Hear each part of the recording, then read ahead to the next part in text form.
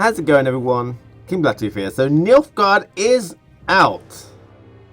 Yesterday's tomorrow finally came, which is a perfect time to play some more Gwent. So this video is going to be a very kind of casual one, and I'm just going to go through my predictions of how I think the meta is going to go and what kind of things are going to be used more often, what things are going to come in, based on the weekend that I got to play it, where we got streamers were able to get a bit of early access, as well as playing it today on the first day of release. And I've seen some things, and I want to just go over what I think is gonna happen. So thanks for watching. Let's go straight into it, shall we? So how's it going, everyone? Down here now. So the first thing which I want to just mention, which I think is going to come in to the meta game, is Dimeritium Bomb. Now this went out of favour quite a lot because buffing via green strength went out quite a bit with mushrooms introduced. I haven't seen anyone play mushrooms in ages now. Everything is about buffing via green strength now that weather has changed, and this card is becoming very, very, very valuable. Much more valuable than, say, a Dimeritium Shackle, because this guy can do an entire row of multiple units. So there are a couple of changes with Dimeritium Bomb. When you use it, you only select one row, and it only does half the side of the board. So you only select the opponent's side of the board, and it only does that one row. It doesn't do both sides of the board. So you can use this without having to worry about your own units like you did previously, which opens up just way better play with this card. It works in almost any deck. It really depends on what your opponent's going to play. And not only does it reset to original strength, it also now demotes gold cards to silver or bronze if that's what they were. So it's like a whole row Dimeritium Shackle. Now it does work slightly different, a weird interaction which I've experienced, and that is if there's a gold unit, say in Frost, so say you've got 12 strength Geralt in Frost, if you Dimeritium Shackle that, he will get demoted to silver and then go down to 1 strength due to the Frost. Whereas Dimeritium Bomb, he'll get demoted down to silver, go down to 1 strength in the Frost, and then the Dimeritium Bomb will put him back to original strength, because that's what it does. But that's a weird order, and it doesn't seem right to me, so Dimeritium Bomb has that weird interaction. Just do be careful about that when you're weathering and using it in weather decks. But I think it's just going to go in everybody's deck, or a lot of decks, because it's just going to be so valuable to get rid of these things, which really ramp up very quickly. So First Light hasn't really seen a change, apart from the fact that the Clear Skies part of it only does one particular row on both sides of the board. Now, people are still going to be taking First Light to get rid of the odd weather, but if you're running against a full weather deck, this is not going to be enough, most likely. You're probably going to have to take something else, like loads of particular weather immune effects. Not many people are taking Blizzard Potion, and I think that's because it has the potential to become a bad card.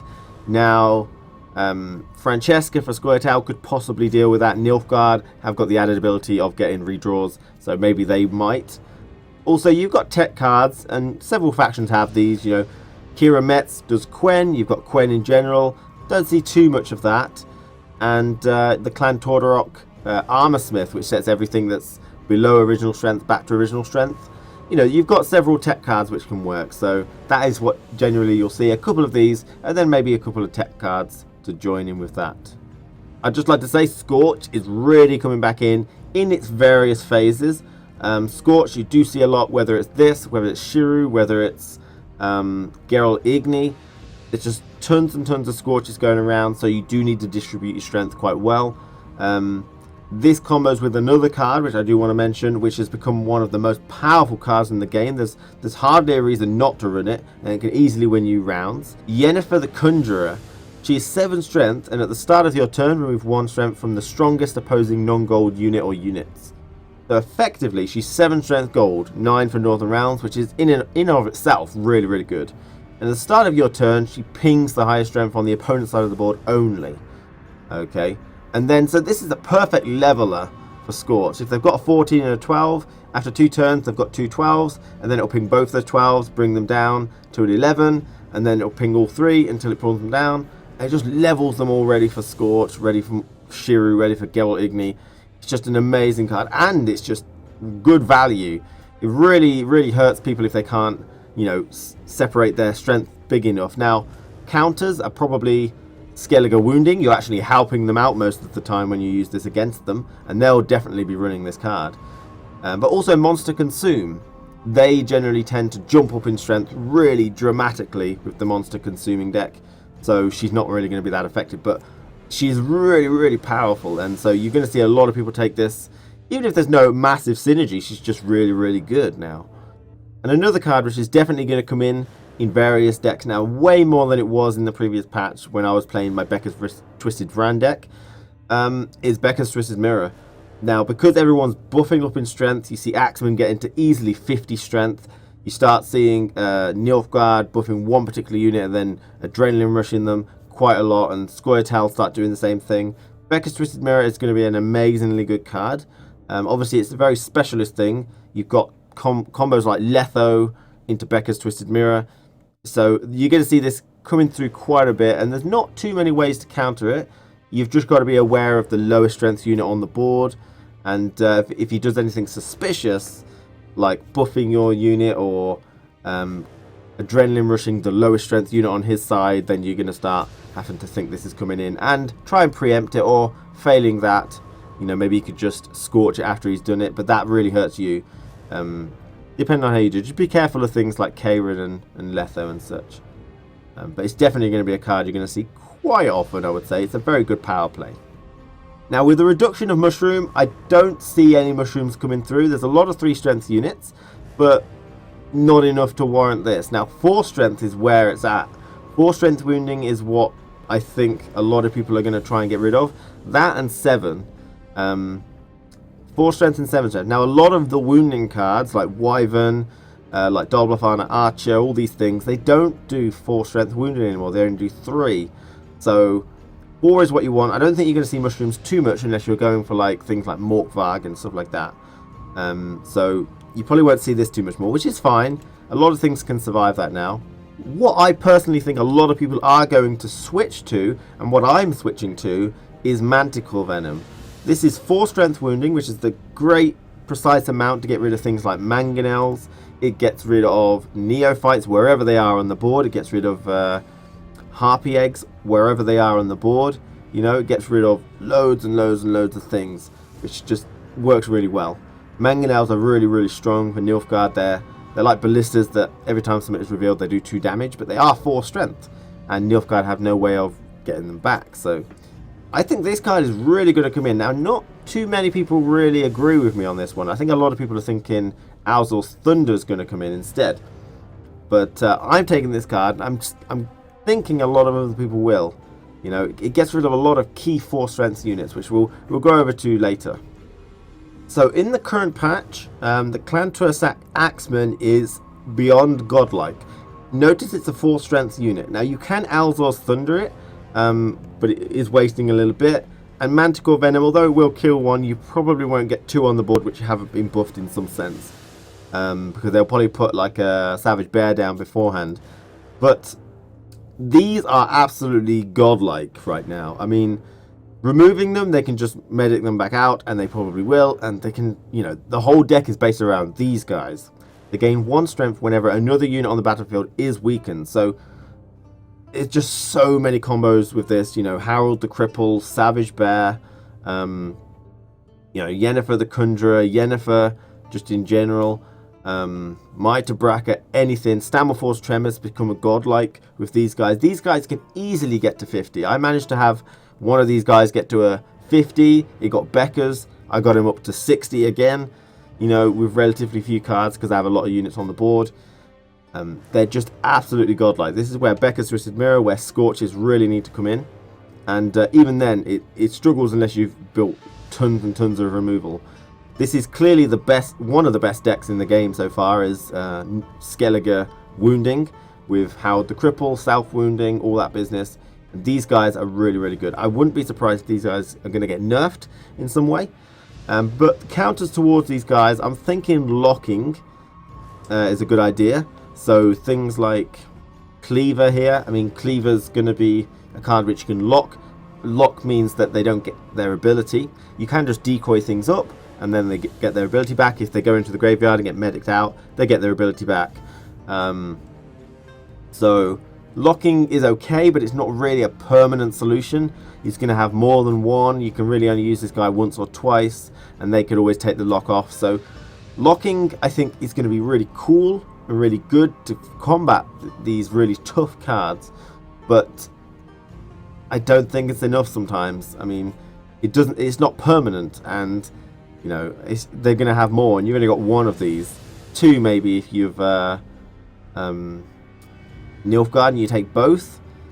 Squirtle have a way of locking an entire row, which is useful, but again, it's only for one round and it's a gold card. So in general, I think one of the main ways you're going to have to counter this is just by taking a lot of removal, Beckers and stuff. One other card which is really, really good right now is Letho of Gullet. Now this is Nilfgaard only.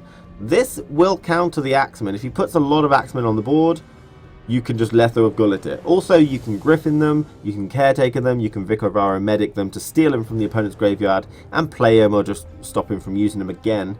But this banishes the cards. So, although they get to keep the strength because it goes to him, you could always Becker's Twisted Mirror, you could always shackle it and then bring it back to your side with John Calvite. Hopefully I'm not talking gibberish. There's a lot of cards that maybe you don't understand. Basically, this guy banishes cards, and that could be really effective to stop them using the Axeman, to stop them getting that kind of synergy going, because the whole deck really revolves around the Axeman. But again, Nilfgaard only. There are some other banishing options like this guy for Northern Realms. You could consume something using the Katakan for monsters, but you've got to wait till they're in the graveyard, and they're going to be bringing them out as fast as they can to prevent that kind of thing. A lot of people seem to like the Rot Tosser. It's a very interesting card. It's like it produces a 1-strength cow on the opponent's side with a 2-turn timer with an epidemic on them. And, you know, it's been used to some pretty decent effectiveness. You can decoy the cow carcass and you've got to deal with it. It makes them use their wounding on their own units and stuff. But, you know, it's an interesting card. I think a lot of people are really trying this out and hoping that it works. And maybe it does. If you haven't got a counter for it, it's going to hurt. Especially since a lot of things are buffing now or relatively low and at the same strength. So it's quite effective at a lot of ranges.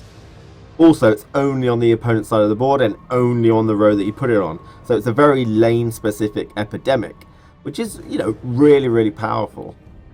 Especially if they got something like Champion of Champions on the board, where it has to be alone on the row, and most of the time the person won't have anything else in their deck put on that row because they want to keep Champion of Champions the best. So this guy, you know, can be really effective. I've seen a few people take this card. It may become more popular depending on its effectiveness. A common Nilfgaard tactic is to buff one particular card, use Combat Engineer to give resilience. And the fact that resilience is on a body just makes it really, really good.